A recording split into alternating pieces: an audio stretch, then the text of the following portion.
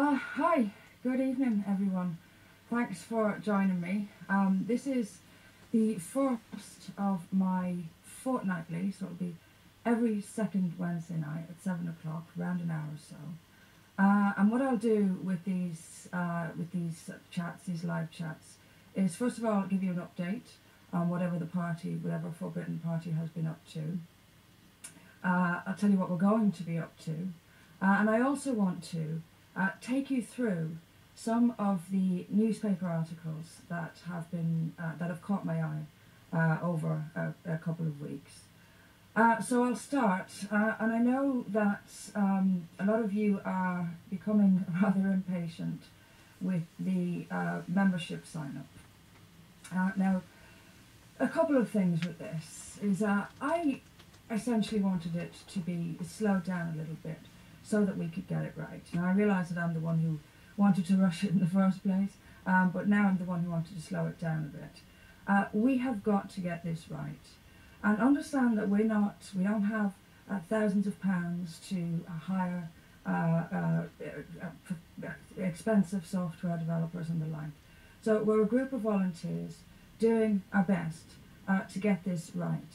Now, we changed the membership sign-up so that we could introduce a membership, an optional monthly membership fee. That took us some time, and we've been testing it. For example, my name has now gone through it, and other people in the team. And this brought up a couple of other glitches for us that we needed to sort out. But we can say, at least I hope we can say, without foreseeing any further problems, I don't think we will have any further problems, that we will have membership sign up on Monday, this coming Monday. Now, while I understand and I'm glad to see this sort of excitement, this will to join the party, and thank you to everyone for your support so far. We have a very, very long and very difficult journey ahead of us, and we have to start out right. We have to get it right first time. We are not going to solve all the problems we need to solve overnight. We're going to have a very difficult journey, and we need you to support us, to bear with us when we have difficulties, and continue to fight this long slog with us. So please, we apologise for the delay, but please bear with us and keep supporting us. Because we are doing our best, and we will get this right, and we will be a big success. I have absolutely no doubt about it. Now, we haven't been sitting around doing nothing all this time. For example, over the last few days, I've spoken twice. I spoke on Saturday at a Traditional Britain Group conference in central London, and you can see that speech on my Facebook, on the For Britain Facebook page.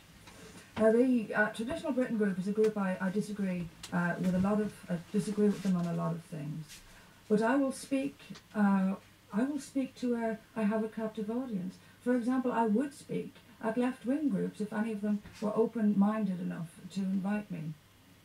So I don't always agree with absolutely everything of the people that I go and speak to. The point is to get our voice heard where we can, whenever we can. It's very important to us. And the Traditional Britain Group, we did get a lot of support, and several people came up to me after the talk to offer their support to For Britain. So on Monday night, I was in Cumbria, a 7.5-hour drive away, and we had a really, really successful event. Large audience turned out to hear us, some of them thinking UKIP members, who are thinking of leaving, and I hope that they do, and joining us at For Britain.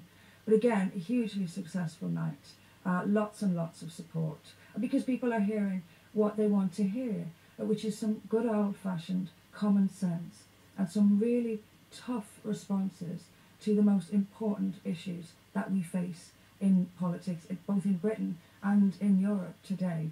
And they are really important issues, and we need to confront them. And I think that UKIP, sadly, has now shown that it hasn't got the will to confront big and important issues that we need to face. And I mentioned some of those in Cumbria on Monday night. These are immigration and the European Union, and of course Islam. And of course, not only were UKIP not willing to talk about Islam, but of course its new leader and its established figures decided instead to join in the chorus of Nazi and racist, thereby confusing the public even more, and thereby calling millions, in fact, of decent people across this country racists and Nazis, and it's simply unacceptable. So we are the only alternative to the mainstream now. We are the only ones who will say what the other big parties, including UKIP, won't say. So continue to support us, and we will get there. We will reach the audience that we want to reach. And the public meeting that I had in Cumbria on Monday night was, as I say, really well attended, really enthusiastic, and we'll be repeating that across the country for good, really. We intend to see as much of the country as we can. Next week, I will be debating in London. I'm meeting some of my team up in Yorkshire on Monday. And the following week, the Friday of next week, I will be in Manchester at Tommy Robinson's book launch, the book launch for his book, Muhammad's Quran. And if you haven't bought it yet, I highly recommend it. It shows the Quran in all its glory and makes it sort of more accessible for people to read. So he's having a book launch up in Manchester on the 3rd of November, and I'll be at that. The following day I'll be having more meetings, this time down in Eastbourne, with activists in the party. And then the week after that, on the 9th of November, one thing I wanted to tell you about, and I'll just go to my laptop here to find a few things. I will be debating at Conway Hall in London, and the debate is Islam and the West, Irreconcilable Differences, ? So obviously I will be on the side that says, yes, there are irreconcilable differences between Islam and the West. And I will talk primarily about what we mean by Islam. And I think this is a huge part of the issue. Some people like to say that Islam is subjective, that it is whatever an individual Muslim makes it. And if that argument is accepted, then we have to basically ignore the Quran and the Surah and the Hadith and all the rest of it, the objective scripture of Islam. So if you can get along to that, please do. It's Thursday the 9th of November at 7 o'clock in Conway Hall in London. And it's on the conwayhall.org.uk website. So that's what we'll be up to for the next couple of weeks. Lots and lots going on. And as I say, we'll launch the membership on Monday. Now I want to take you through, if I can, just to give you a bit of our perspective and my perspective on some of the stories that have caught my eye in the last few days. And I want to start with one which was put out on For Britain's Facebook page today about the National Health Service. And it is the headline comes from the Telegraph, and it says, "Fears for NHS over scheme to stop health tourists." Now, a health tourist is somebody who comes to the UK from another country just to use the NHS and then go home. And in my years in the NHS, I know how frequently this happens. But according to this article, it is costing the health service £2 billion a year on health tourism. So what the new laws, as it describes it, I'll read it, just a small piece to you. New laws to make hospital staff routinely ask patients for utility bills, bank statements, or proof of employment to identify those who should be paying for treatment. Now, the British Medical Association, by the way, is the same group which recently I wrote about, actually probably last year maybe, talking about pregnant men. And they said that we shouldn't be using words expectant mother because this was offensive to transgendered people. So it gives you an idea of where politically the British Medical Association situates itself. Now they are warning against this very simple policy that all you have to do is go into a hospital and produce a utility bill to prove that you live in Britain. And they have warned that it lacked clarity and risked causing confusion and could cost the NHS even more money. Now, this is the kind of flim-flam that we get from these kind of organisations. It takes a matter of seconds. A person goes to a hospital, they have to go to a receptionist in any case. They have to check in, regardless of whether they're going to a GP or going to an outpatient appointment in a hospital. They have to check in any case. Now, all that this is asking is that as well, within the conversation that the receptionist already has to have with the patient, all they have to say is, do you have a utility bill or a bank statement to prove that you are entitled to NHS treatment? They simply produce it, and then job done. Now, how they can call this confusing and it lacks clarity and could cost the NHS even more. Now, how on earth could it cost more than £2 billion a year to ask this simple question when already checking in patients? It's absurd. And yet again, it is people who are trying desperately not to introduce any rules that could interfere with their utopian open border that somehow the British taxpayer is liable to fund healthcare for the whole world. We can't. It's simply not fair. And these simple common sense measures, if they can save hundreds of millions of pounds for the NHS, we should take them. And we should stop listening to nonsense from groups, lefty groups, from what I can see, like the British Medical Association, telling us this is too confusing. It's not. Let's do it. It's simple, simple, common sense stuff. And we must start doing it. This, by the way, is only a small, small fraction of what we need to do for the NHS. So let me bring on to another one that I saw today. And this one will tell you, as if we didn't already know, that the European Union doesn't want the UK to leave. Now, I think it's pretty obvious that the European Union doesn't want the UK to leave. This is why they're making it so difficult for us to leave. Once again, we see politicians overcomplicating things completely unnecessarily. These negotiations about negotiations about negotiations, all of this is to create an impression in the public mind that this is all really, really complex and it's going to take years and years to pull it off, when actually all we had to do was repeal the European Communities Act and write a fairly simple trade deal with the rest of the European Union, one that doesn't include tariffs, for example. This is easy to do if there is willingness on both sides. But there isn't any willingness. There isn't any willingness on the European Union side, for several reasons, and one of them being that the European Union wasn't designed for people to leave it. Now, that wasn't the idea. The idea was a superstate governed by the unaccountable, and that's still the idea. And so for the UK to have the temerity to vote to leave was unforgivable.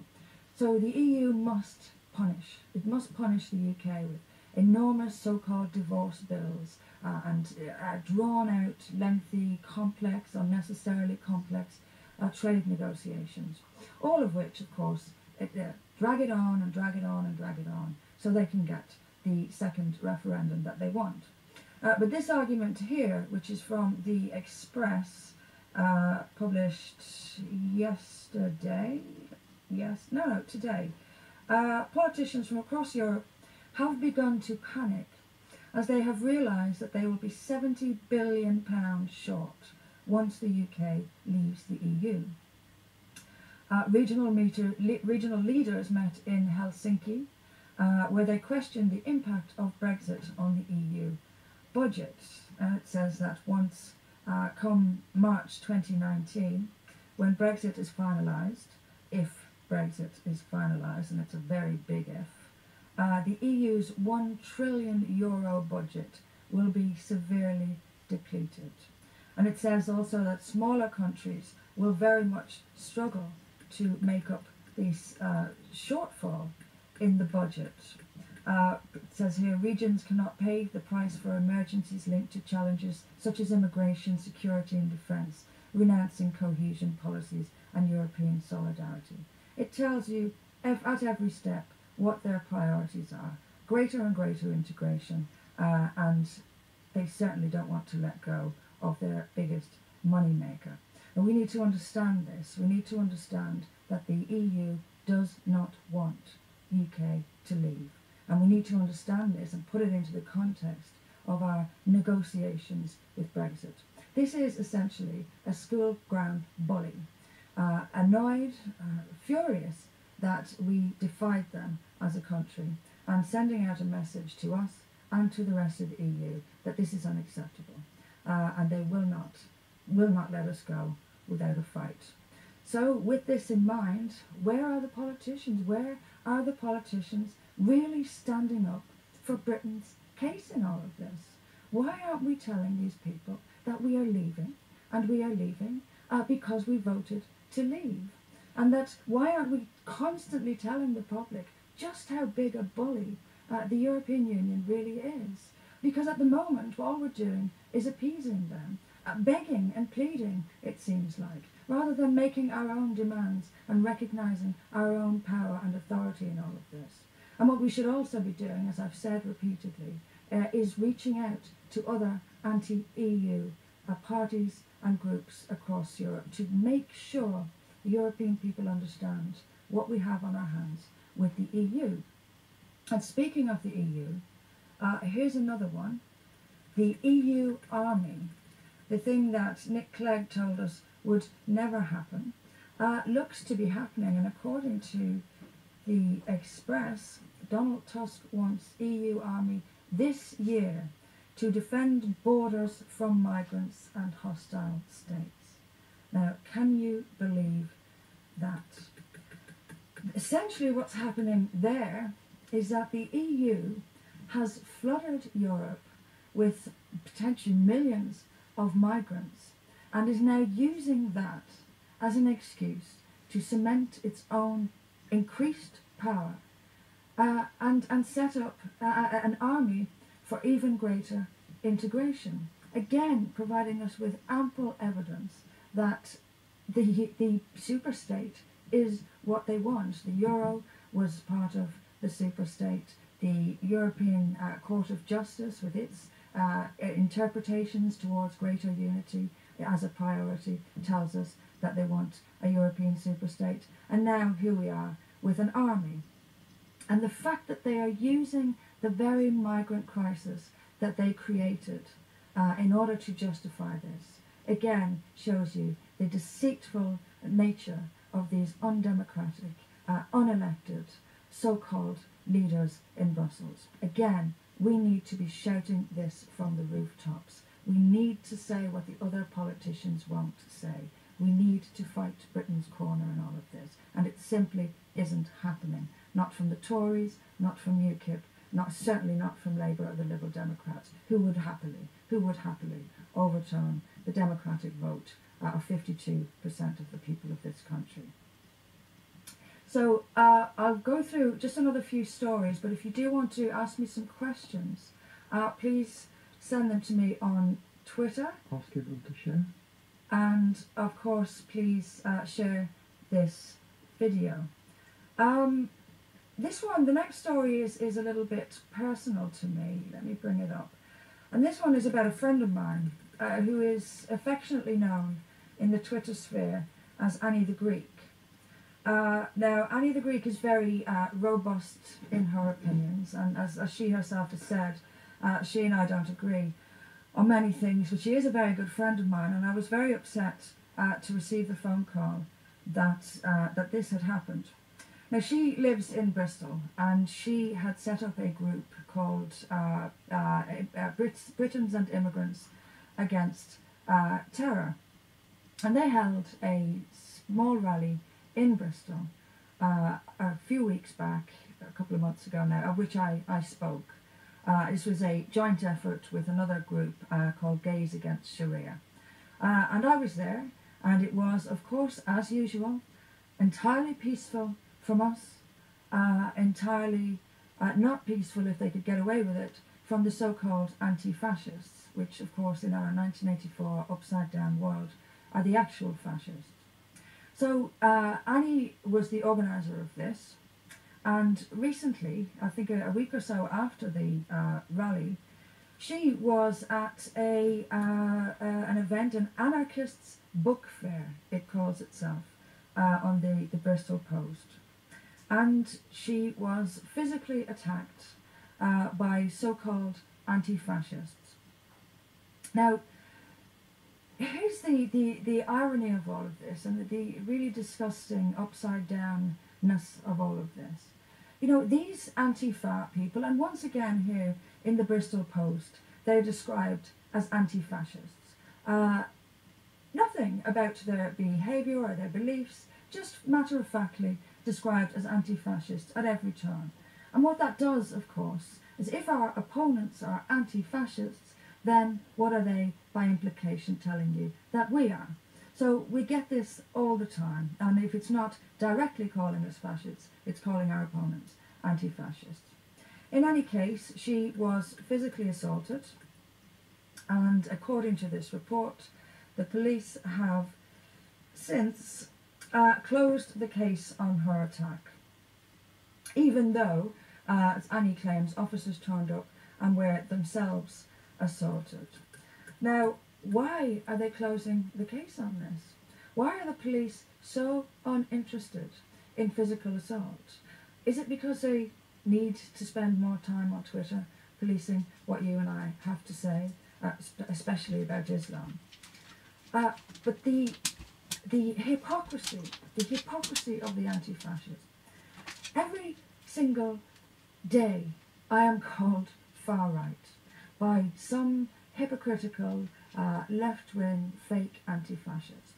Now, they consistently portray me and those who support me and those who work with me as anti-immigrant, as haters, as racists and all the rest of it. Now, yet they beat up an immigrant woman for utilising her democratic rights to freedom of speech and to freedom of assembly and freedom to protest peacefully against terrorism and violence. So the Antifa, who present themselves as being on the moral high ground, are the ones willing to use violence against people who peacefully protest against violence. This is where we are. This is the reality of it. This is the hypocrisy of it. And still, this will continue. I have never, for the record, beaten anyone up, nor have I ever contemplated it. And yet I am the one, and those, and Annie herself, who are portrayed in the press as the monsters, as the enemy of decent people. It is the other way around. These people don't like anyone who won't conform to their ideas. Now, they say that they're pro-immigrant and supportive of immigrants. They say it with every breath. But it depends on who the immigrant is. It depends on whether or not that immigrant plays the role that the left wants them to play. In other words, if an immigrant comes here loving the country and wanting to be part of the country, just as Annie does, then they are not the left's kind of immigrant. If an immigrant comes here and wants to work and contribute, they are not the left's kind of immigrant. The immigrants that the left take under their wing are the ones who are as anti-British as they are. Ones who come here feeling entitled or owed by British society, perhaps because of colonialism or some other irrelevance now. This is the kind of immigrant that the left embraces. But a hard worker who wants to integrate, who wants to become a part of British society, is an enemy to them. And certainly anyone who wants to come here and speak out against their favourite victim, their most powerful ally, which is, of course, the religion of Islam. We need to fight these fascist Antifa. We need to fight them everywhere we can. Now, I hope that Annie is going to pursue the fact that they simply closed her case. Why did they close her case? And again, we see we're confused. We see a need for justice and a need for law and order. A plain physical assault took place. There must have been, there were witnesses, and according to this, some of the witnesses were police themselves. And yet, once again, a case has been closed, and none of us are any the wiser as to why. Why is this happening? And this is why For Britain says that we have got to sort out policing, we've got to make it more transparent, and we've got to put in place some kind of system that makes it compulsory for the police or the CPS, depending on the case, to explain to the public exactly why they are not enforcing basic criminal laws. We want to know. If it's an evidence issue, tell us. Tell us what the evidential problems are.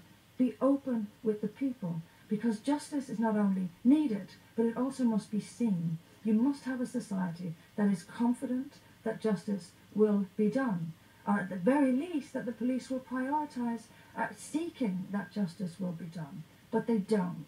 And once again, you can see politics all over this.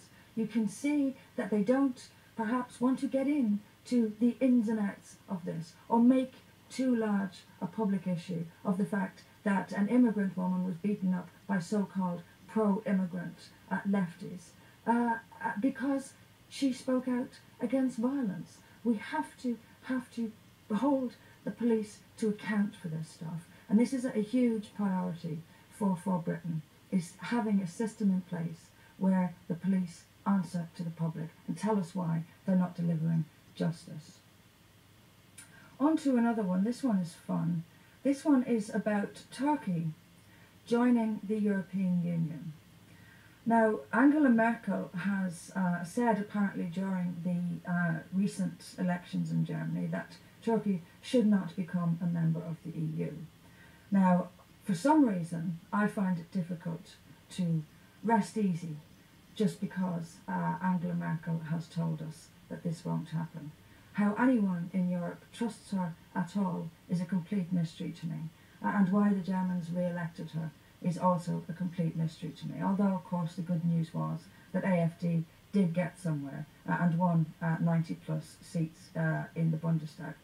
But the president of Turkey, who has already said that no Europeans will be safe and that he will unleash masses of new migrants into European society if we don't do what we're told. He is essentially threatening us, and he has been threatening us for a long time. But of course, what do we do? What does the European Union do? What does Europe do when it's threatened? It appeases. It gives in.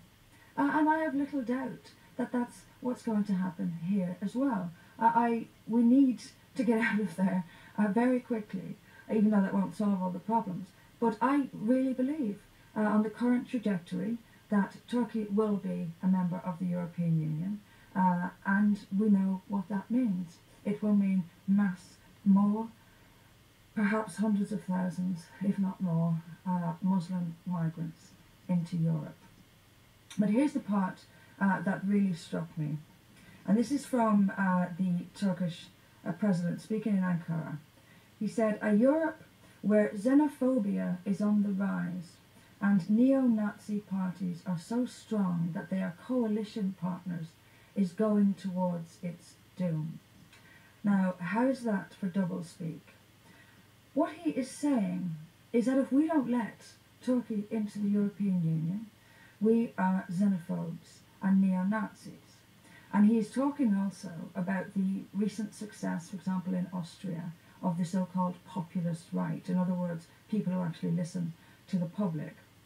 And this is very, very deliberate. This is very deliberate, and it's a trick that is used repeatedly. It's a trick that was used by the United Nations, for example, during the migration crisis. It was a trick that was used about Trump's wall, when the United Nations again stuck its nose in and had plenty to say about that. It's more trickery.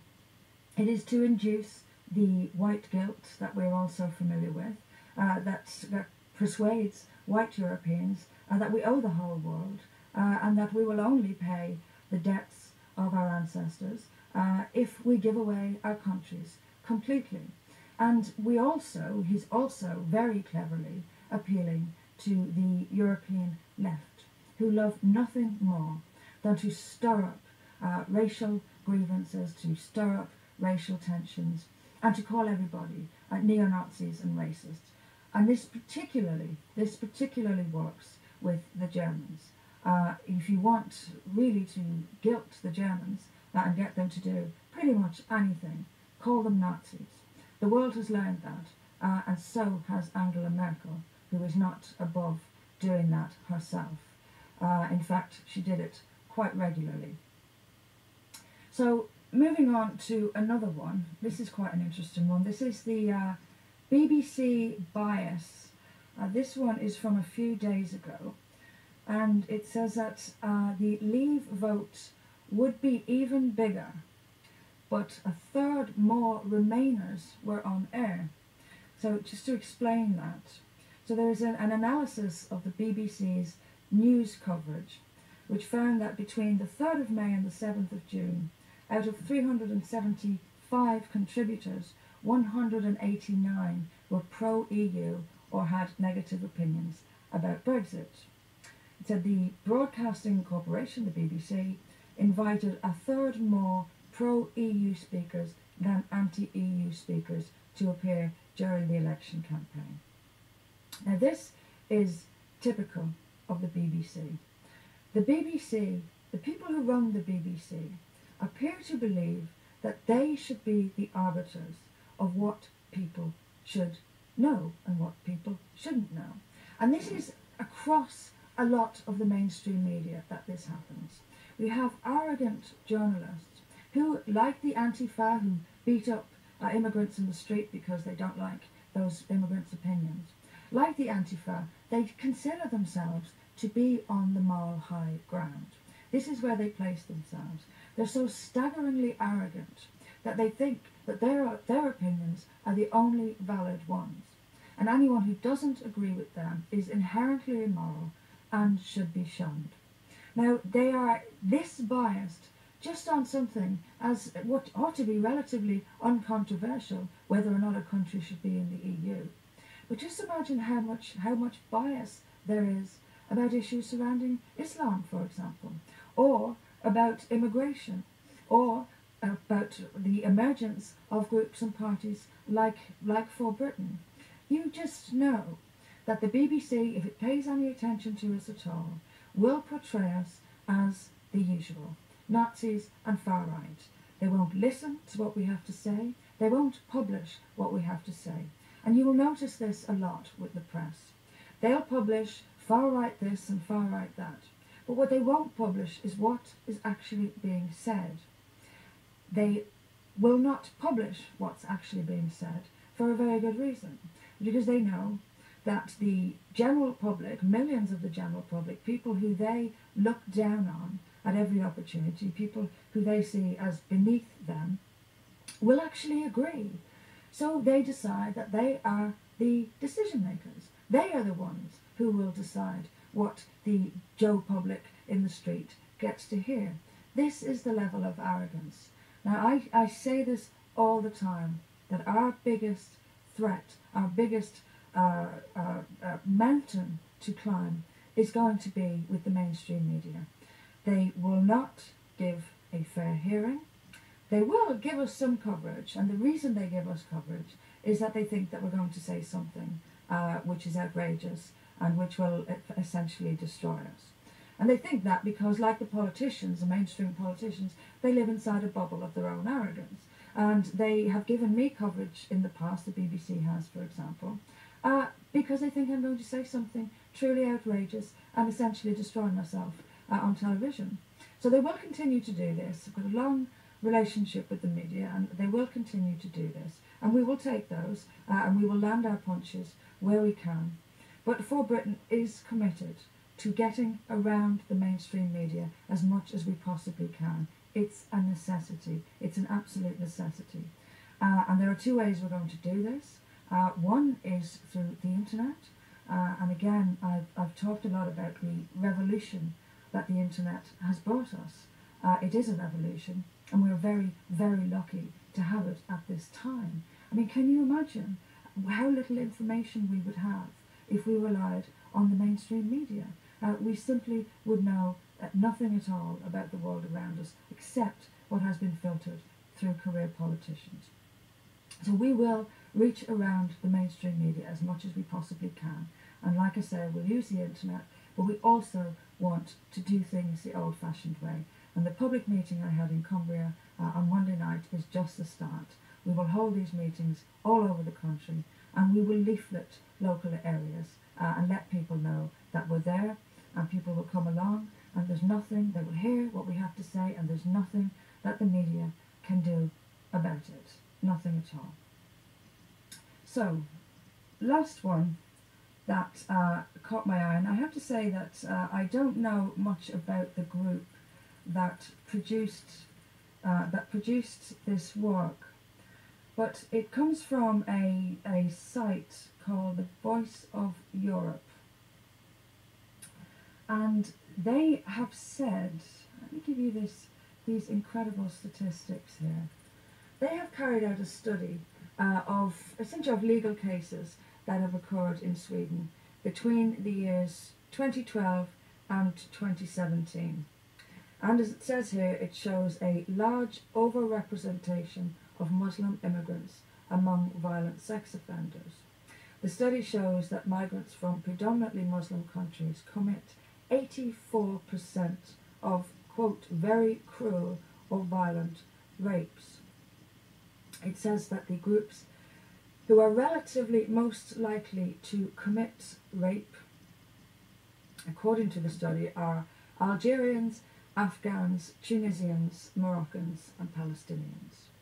Now, this is something that is repeated across Europe, and it is repeated certainly in Denmark and in Norway. And in Norway, some years ago, there was the police reported that 100% over a 3-year period. I'll post all the links to all these things when I'm finished.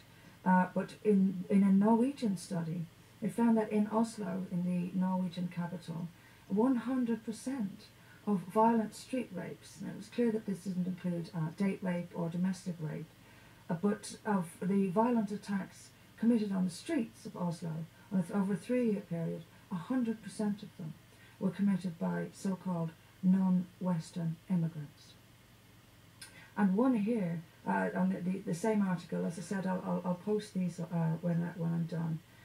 It says the most shocking result is that 95.6% of assault rapes are committed by migrants. These attacks consist of all rape attacks outside. It says that Swedish men with 2 native-born parents only committed 4.4% of this rape in the last 5 years. Now, take that in for a minute. 95.6% of assault rapes committed by migrants. Just imagine how many Swedish women would not have been raped if the borders hadn't been opened to these countries, to these men. Just imagine how much preventable violent crime is taking place in Sweden. Crime which should not and would not have happened if they hadn't opened their borders. And people say to me all the time, but are you saying white men don't rape?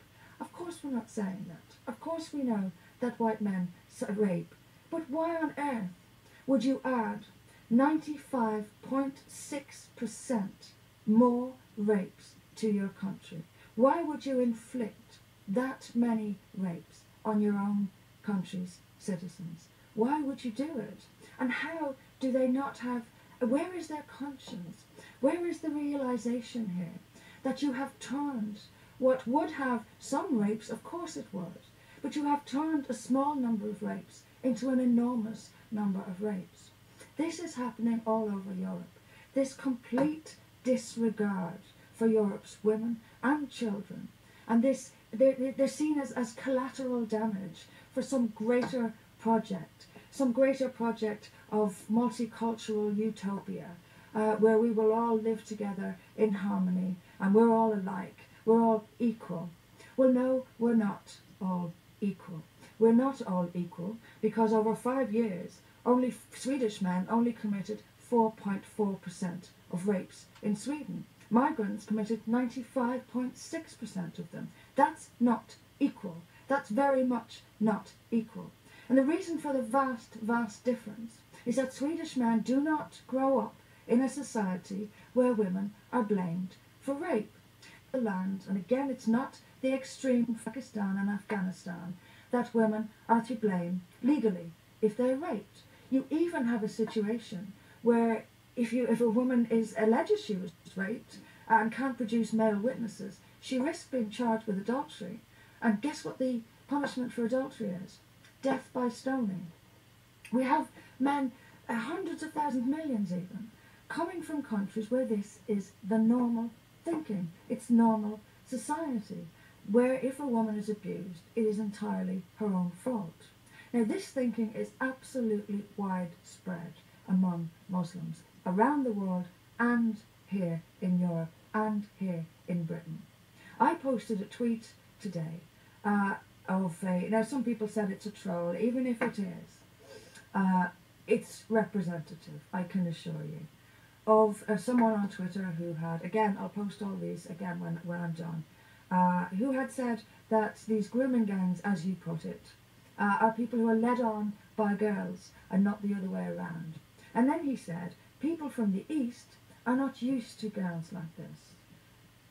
This we're supposed to accept? This we're supposed to accept? Well, why are people from the East here at all then? Why is it that our girls and women are being sacrificed so that people from the East, who admittedly, many admitted, just can't cope with the sight of a woman who hasn't got a black blanket over her head, just can't cope with it, they shouldn't be here. And the statistics prove they shouldn't be here. We firmly believe in For Britain that immigration must only take place if it is in the interests of the native people of that country. When you absolutely know that women and children, your own women and children, are going to be raped, and you still allow more and more of those men to come, then you are knowingly and deliberately setting up your own people to be raped. This is an obscenity. We should not be tolerating it. And we're no better in the UK. This is happening all across Europe. But we're no better in the UK.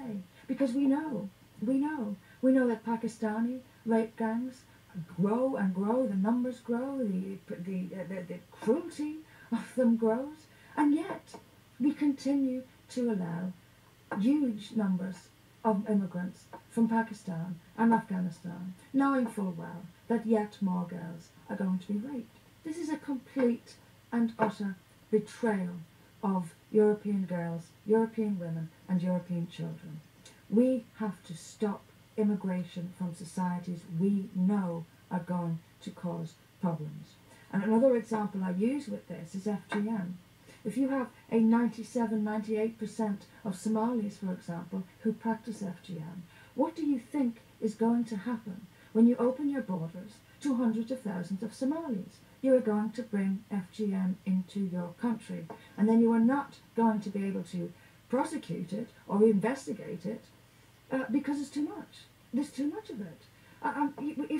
If police investigated FGM, which we know they're not going to because they view it as a cultural issue, and not a criminal offence, and I don't know why they think they have the right to do that. But we simply can't. We simply can't. If we did, we'd do nothing else. So what you get then is a complete fracturing of the law of the land. What you have is people opting to live outside the law, and we can't allow it. We can't allow it. So we have to stop the immigration. We have to stop immigration from societies we know are going to bring us enormous problems. And this is a high priority for Britain. This will be a key policy for us, that we cannot continue to allow immigration from societies that we know are going to cause us a lot of problems. So that's pretty much most of the stuff that I've been through in the last few days. I'm just quickly going to mention one more. and that is a legal case that is taking place in, where are we? In the European courts. And it's the question being asked essentially is whether or not we should be allowing Sharia. And people have already said to me on social media today that it's only a legal case that may or may not make a decision to allow Sharia to be used. But the point is that we are asking this question at all. I'm having trouble bringing it up, actually. It seems to be spinning around.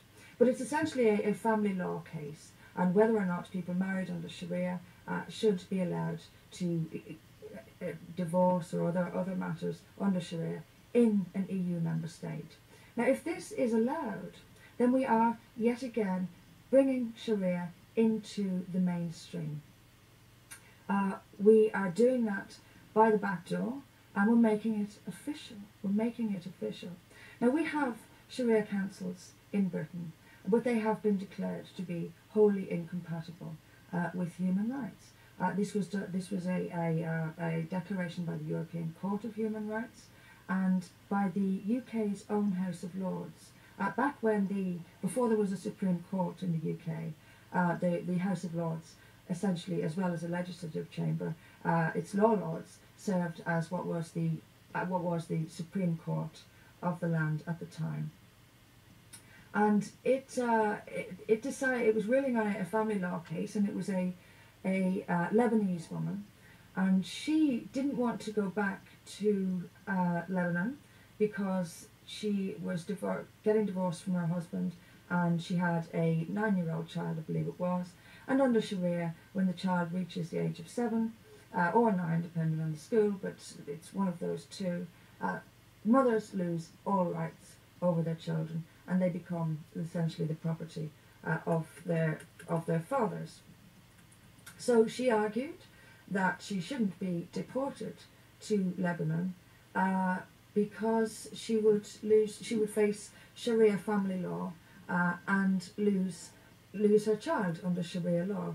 And she was allowed to, the courts essentially agreed with her, the House of Lords agreed with her, that it would be wrong for her to be subject to Sharia law.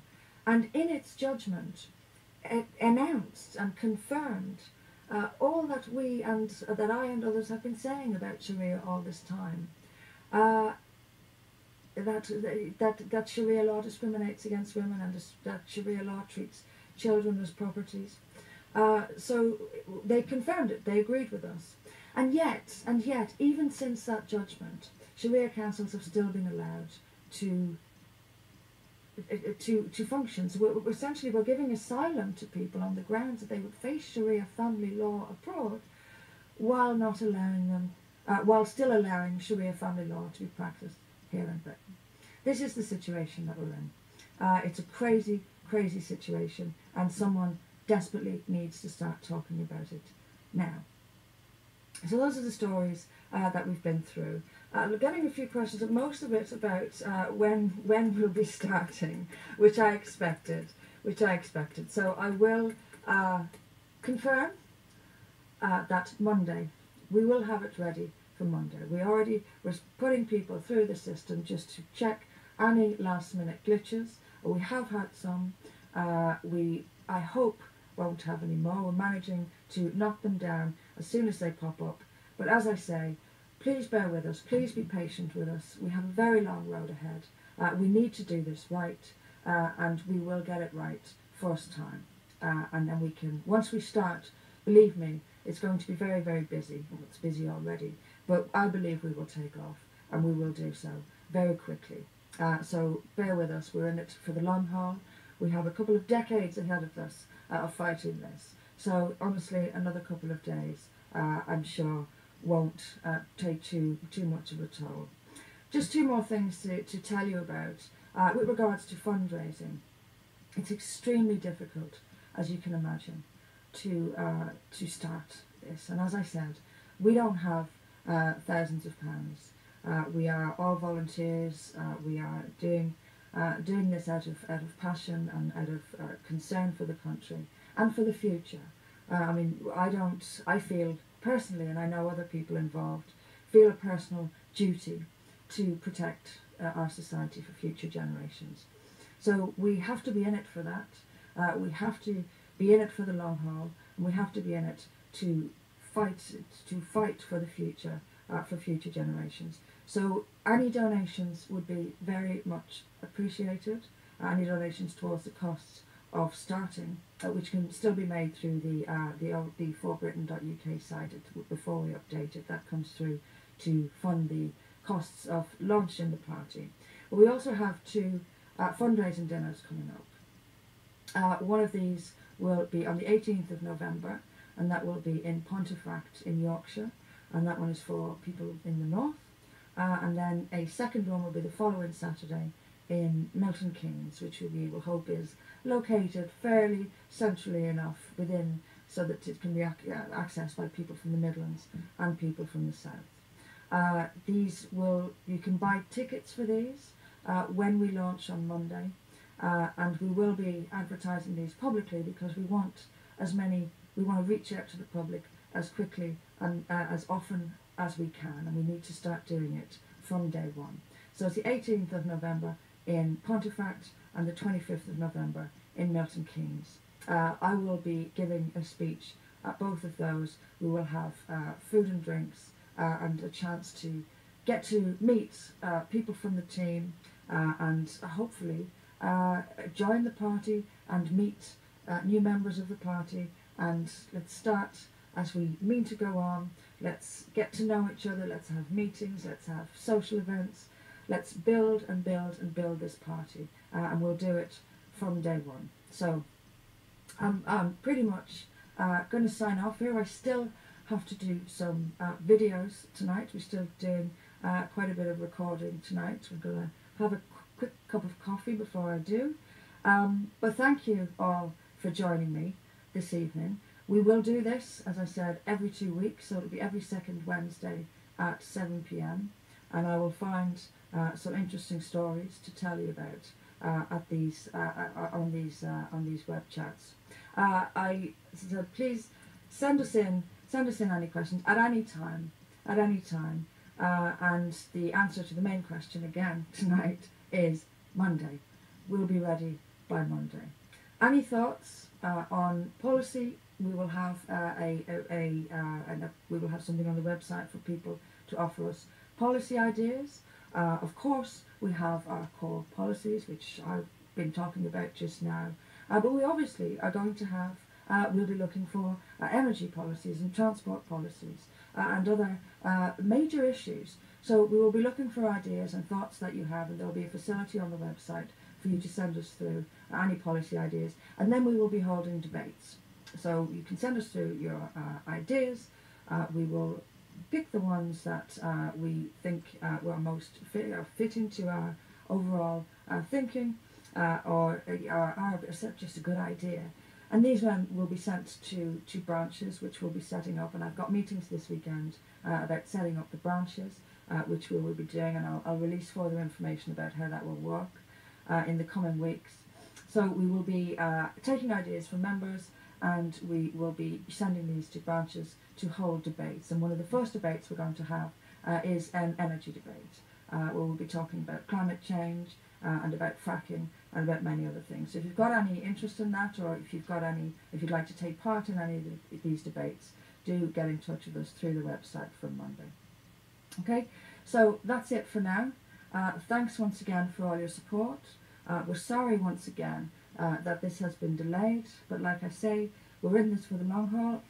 We've got about 20 years of this ahead of us, if not more. So bear with us for another couple of days. But Monday we'll be ready, and we'll start out, and we will hit the ground running. We'll be working very hard, both before Monday and after Monday. And again, a couple of more dates, just repeat a couple of dates for your diary. I'll be debating in London on the 9th of November in Conway Hall. And again, there's two fundraising dinners which are really important to us. We really need to raise some funds. So if you can afford to, please do support us. It's the 18th of November up in Yorkshire and the 25th in Milton Keynes. So thanks again for joining me, and I'll see you back here in 2 weeks' time at 7 o'clock. please send me through any comments or questions, and I'll be happy to follow up. Bye for now.